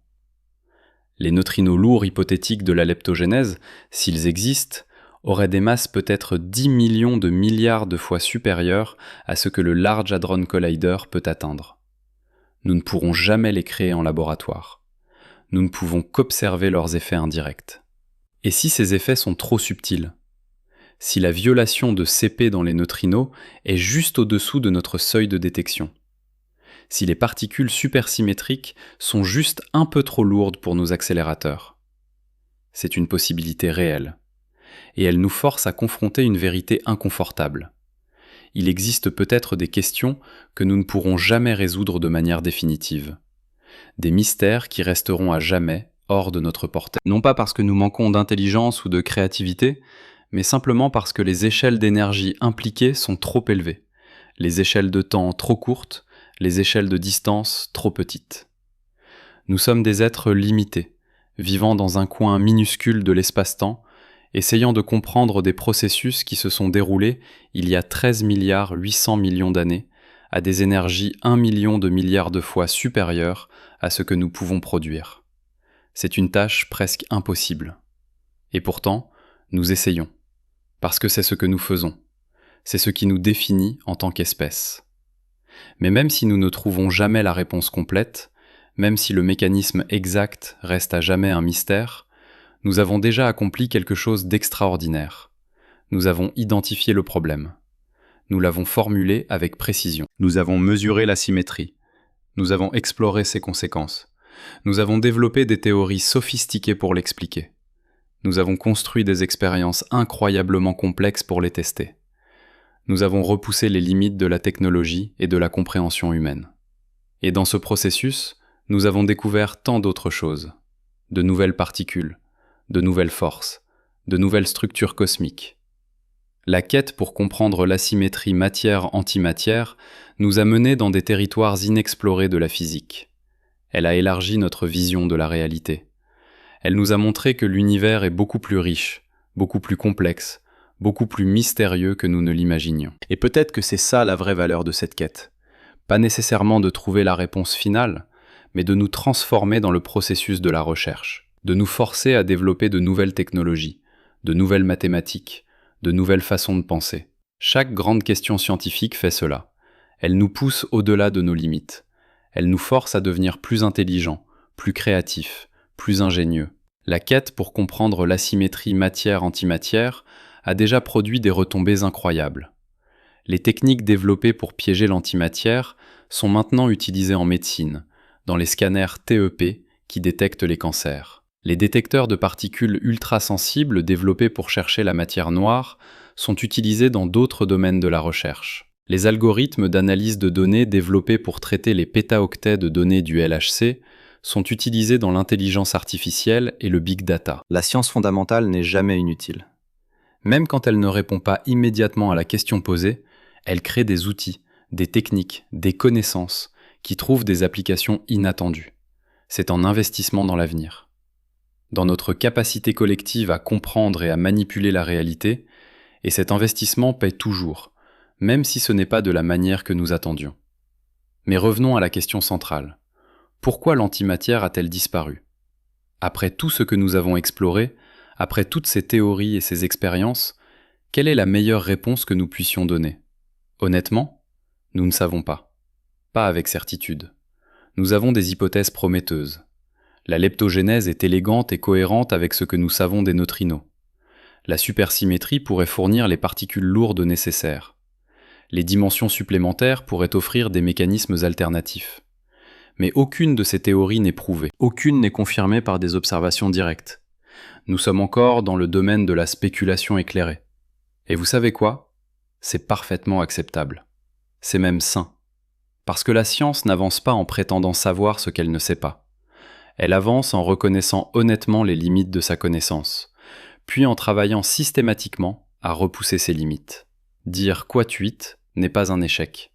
C'est le point de départ de toute vraie découverte. C'est l'admission d'ignorance qui ouvre la porte à la curiosité. Et la curiosité est le moteur de la science. Alors, où en sommes-nous vraiment ? Nous sommes à un moment fascinant de l'histoire de la physique. Nous avons le modèle standard, cette théorie incroyablement réussie qui décrit toutes les particules et forces connues avec une précision extraordinaire. Mais nous savons aussi que le modèle standard est incomplet. Il ne peut pas expliquer l'asymétrie matière-antimatière. Il ne peut pas expliquer la matière noire, il ne peut pas expliquer l'énergie sombre, il ne peut pas expliquer la gravité quantique, il ne peut pas expliquer pourquoi les neutrinos ont des masses. Il y a des fissures dans l'édifice, des anomalies, des mystères. Et ces mystères nous disent qu'il y a quelque chose de plus, une physique au-delà du modèle standard, une théorie plus profonde, plus complète, qui englobe tout ce que nous savons déjà, mais qui va plus loin. Et c'est cette théorie que nous cherchons. C'est le saint Graal de la physique moderne. Une théorie qui unifie la mécanique quantique et la relativité générale, qui explique toutes les particules et toutes les forces, qui nous dit pourquoi les constantes de la nature ont les valeurs qu'elles ont, qui explique l'asymétrie matière-antimatière, qui révèle la nature de la matière noire et de l'énergie sombre. Une théorie du tout. Est-ce que nous la trouverons ? Peut-être, peut-être pas. Mais nous devons essayer, parce que c'est ce que nous sommes. Des chercheurs, des explorateurs, des êtres qui ne peuvent pas s'empêcher de poser des questions. Et pendant que nous cherchons, pendant que nous explorons, nous devons nous rappeler quelque chose d'essentiel. Cette quête n'est pas juste intellectuelle, elle est profondément humaine. Elle touche à nos questions les plus fondamentales. D'où venons-nous ? Pourquoi sommes-nous là ? Quelle est notre place dans l'univers ? Et l'asymétrie matière-antimatière est au cœur de ces questions. Elle est littéralement la raison pour laquelle nous pouvons nous les poser. Sans cette asymétrie, il n'y aurait pas de matière, pas d'étoiles, pas de planète, pas de vie, pas de conscience, pas de questions. Le fait même que nous puissions nous interroger sur notre existence est le résultat direct de ce déséquilibre primordial. C'est vertigineux, c'est humiliant, et c'est magnifique. Nous sommes l'univers prenant conscience de lui-même. Nous sommes de la matière organisée de manière à pouvoir réfléchir sur ses propres origines. Nous sommes des arrangements temporaires d'atomes qui se demandent pourquoi ces atomes existent. C'est extraordinaire, c'est miraculeux. Pas au sens religieux, mais au sens littéral. C'est quelque chose qui inspire l'émerveillement, l'admiration, le respect. Et peut-être que c'est ça, la vraie leçon de l'asymétrie matière-antimatière. Pas une leçon scientifique, mais une leçon philosophique. Une leçon sur la contingence, sur la fragilité, sur l'improbabilité de notre existence. Nous ne sommes pas inévitables, nous ne sommes pas nécessaires. Nous sommes le produit d'un accident quantique, d'une fluctuation, d'un déséquilibre minuscule qui aurait pu ne pas se produire. Et si ce déséquilibre ne s'était pas produit, l'univers existerait quand même. Il serait juste vide, froid, mort, sans structure, sans histoire, sans signification. Nous donnons de la signification à l'univers, pas parce que nous sommes spéciaux, mais simplement parce que nous sommes là pour observer, pour comprendre, pour nous émerveiller. Alors oui, nous ne savons pas encore pourquoi l'antimatière a disparu. Nous ne comprenons pas complètement le mécanisme qui a créé l'asymétrie. Mais nous savons que cette asymétrie existe. Nous pouvons la mesurer. Nous pouvons explorer ses conséquences. Et nous pouvons continuer à chercher ses causes. C'est déjà énorme. C'est déjà un triomphe de l'esprit humain. Nous avons identifié l'un des mystères les plus profonds de l'existence. Nous l'avons formulé en termes scientifiques précis. Et nous travaillons systématiquement à le résoudre. Peut-être que nous réussirons, peut-être que nous échouerons. Mais dans les deux cas, nous aurons essayé. Nous aurons repoussé les limites de la connaissance humaine. Nous aurons honoré notre nature de chercheur, de questionneur, d'explorateur de la réalité. Et qui sait ? Peut-être que la réponse viendra d'une direction complètement inattendue. Peut-être qu'un jeune physicien, quelque part dans le monde, est en train de développer une théorie révolutionnaire qui expliquera tout. Peut-être qu'une expérience en cours va soudainement détecter un signal clair, indéniable, qui résoudra le mystère. Peut-être que la réponse est juste au coin de la rue. Ou peut-être qu'elle est encore à des décennies, à des siècles de distance. Nous ne savons pas. Et c'est ça qui est excitant. L'incertitude, la possibilité, le potentiel de découverte. Nous vivons dans un univers qui peut encore nous surprendre, qui garde encore des secrets, qui a encore des mystères à révéler. Et tant que c'est le cas, tant qu'il y a des questions sans réponse, il y aura des scientifiques pour les poursuivre. Il y aura des humains pour s'émerveiller, pour chercher, pour comprendre. Parce qu'au final, c'est ça qui nous définit. Pas notre intelligence, pas notre technologie, mais notre curiosité, notre refus d'accepter l'ignorance, notre insistance à comprendre. Même quand la compréhension semble impossible, même quand les mystères semblent insolubles, nous continuons à chercher, nous continuons à questionner, nous continuons à explorer. C'est notre nature, c'est notre destin, et c'est notre plus grande gloire. Mais maintenant, revenons au tout début. Vous vous souvenez de la première phrase de ce voyage ? Nous avons fait un long chemin depuis. Nous avons exploré les accélérateurs de particules du CERN, nous avons plongé dans les théories de la leptogenèse et de la supersymétrie. Nous avons contemplé la structure cosmique de l'univers. Nous avons confronté les limites de notre connaissance. Et maintenant, il est temps de fermer la boucle, de revenir à vous, à cet instant précis, à ces 7 milliards d'atomes qui vous constituent. Parce que voici la vérité ultime. Vous n'êtes pas simplement un observateur de ce mystère, vous en êtes la preuve vivante. Chaque respiration que vous prenez en ce moment est un acte de défiance cosmique. L'oxygène qui entre dans vos poumons, le carbone qui structure vos cellules, le fer qui transporte cet oxygène dans votre sang, tous ces atomes sont des survivants, des rescapés, des témoins d'un événement qui s'est produit quand l'univers avait moins d'1 millionième de seconde d'existence. Ils ont traversé 13 800 millions d'années pour arriver jusqu'à vous. Ils ont été forgés dans le cœur d'étoiles mourantes. Ils ont voyagé à travers l'espace interstellaire. Ils se sont assemblés en molécules complexes. Et maintenant, ils forment un être capable de se demander pourquoi il existe. C'est peut-être la chose la plus extraordinaire de toute cette histoire. Alors posons la question philosophique ultime. Pas quote 10, mais quote 11.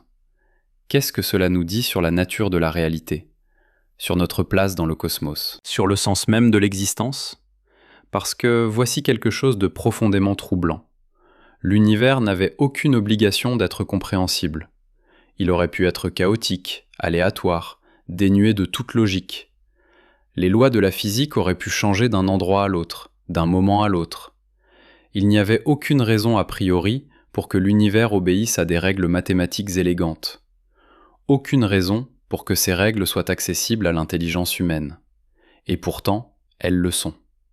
Einstein disait que la chose la plus incompréhensible de l'univers est qu'il soit compréhensible. Et il avait raison. Pourquoi pouvons-nous écrire des équations qui décrivent le comportement des particules ? Pourquoi les mathématiques, cette construction abstraite de l'esprit humain, correspondent-elles si parfaitement à la structure de la réalité physique? C'est un mystère aussi profond que l'asymétrie matière-antimatière elle-même, peut-être même plus profond, parce qu'il touche à la relation entre la conscience et le cosmos, entre l'observateur et l'observé, entre l'esprit et la matière. Et voici où cela devient vraiment vertigineux. L'asymétrie matière-antimatière a créé la matière. La matière s'est organisée en étoiles et en planètes. Sur au moins une de ces planètes, peut-être sur des millions, la matière s'est organisée en structures capables de se répliquer. La vie est apparue. La vie a évolué. Elle est devenue de plus en plus complexe. Et finalement, elle a produit des êtres conscients, des êtres capables de réfléchir, de se poser des questions, de faire de la science. Et maintenant, ces êtres, faits de l'excédent minuscule de matière qui a survécu à l'annihilation primordiale, étudient cette annihilation. Ils essaient de comprendre pourquoi ils existent. L'univers s'est organisé de manière à pouvoir se contempler lui-même. C'est une boucle étrange, une récursivité cosmique. Et nous sommes au centre de cette boucle. Mais ne nous laissons pas emporter par l'orgueil. Nous ne sommes pas le but de l'univers. Nous ne sommes pas la raison pour laquelle l'asymétrie s'est produite. L'univers ne nous attendait pas. Il n'a pas créé l'asymétrie pour que nous puissions exister. C'est l'inverse.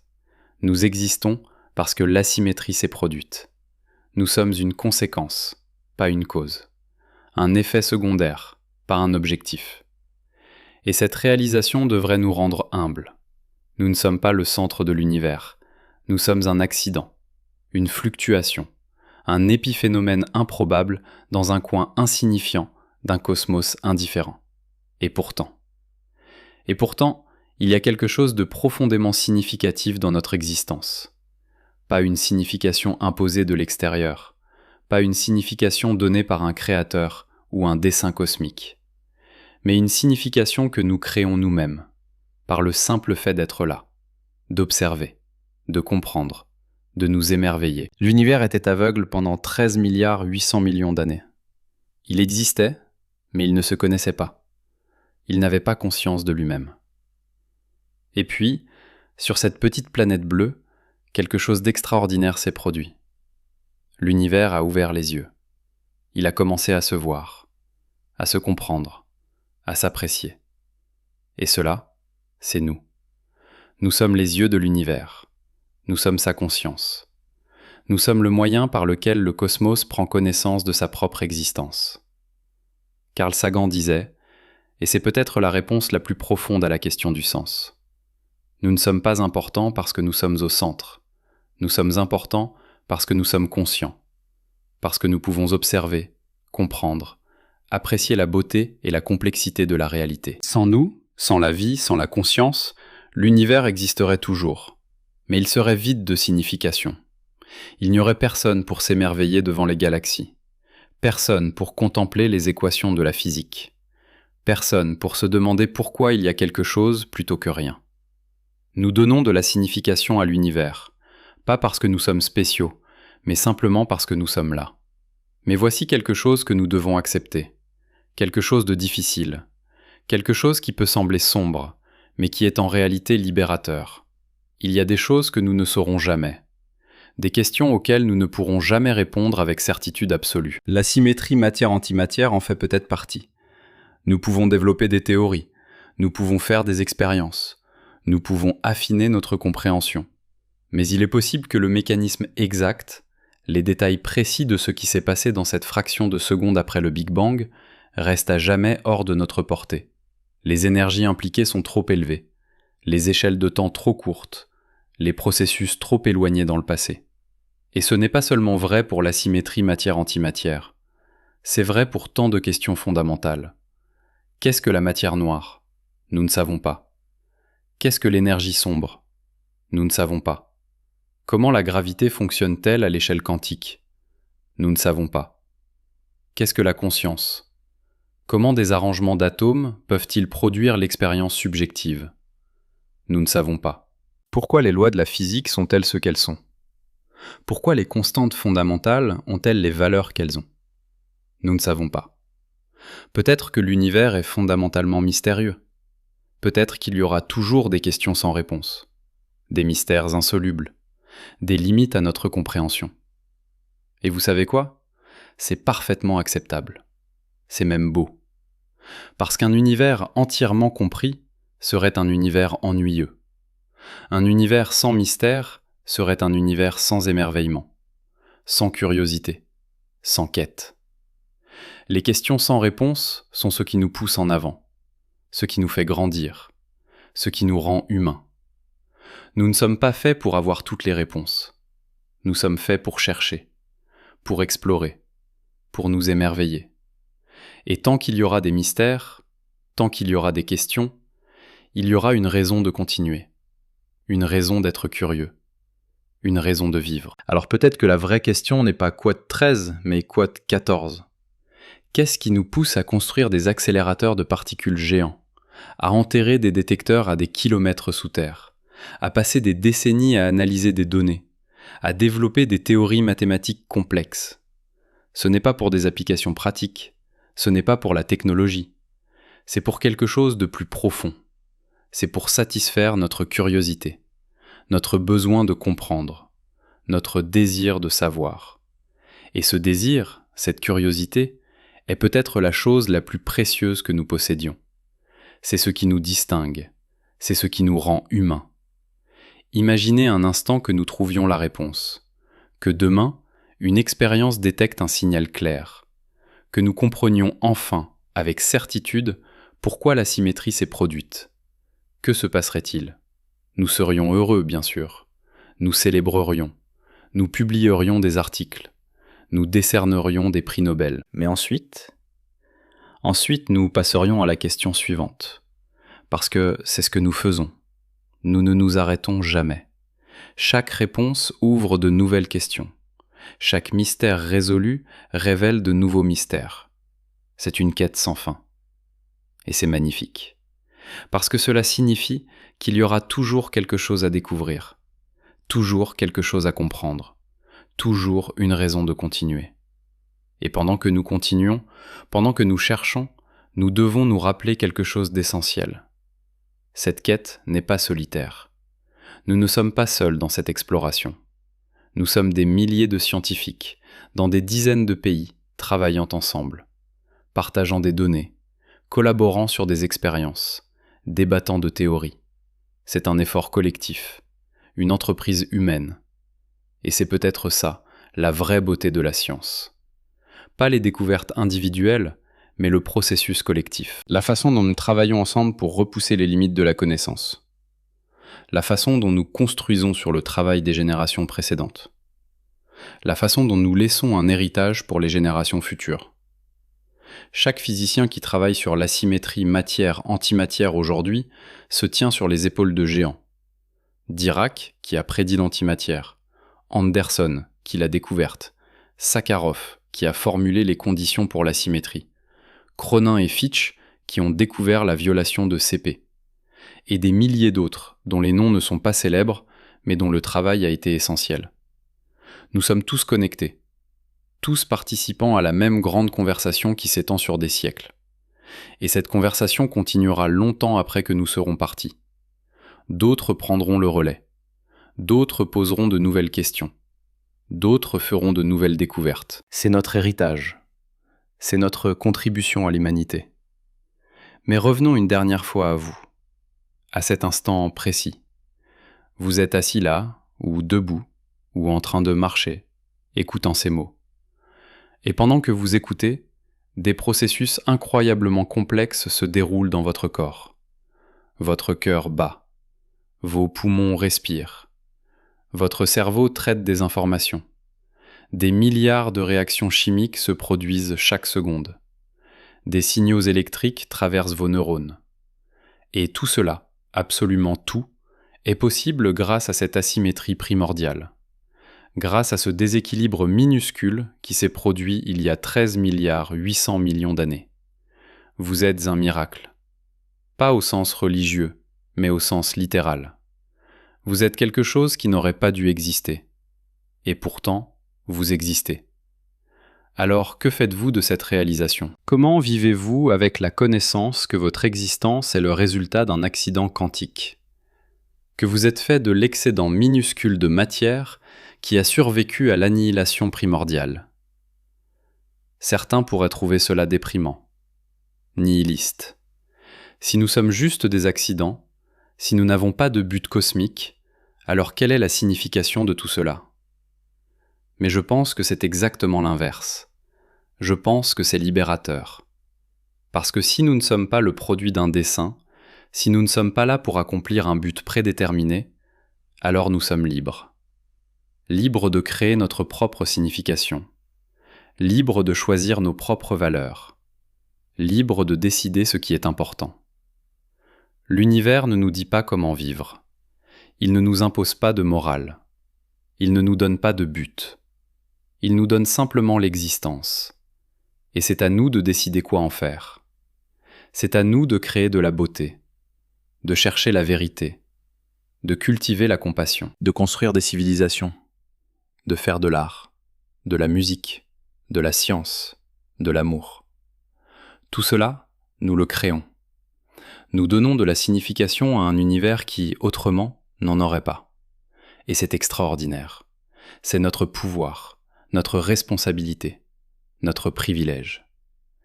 Et peut-être que c'est ça, la leçon ultime de l'asymétrie matière-antimatière. Pas une leçon sur la physique, mais une leçon sur l'existence. Nous sommes ici par accident.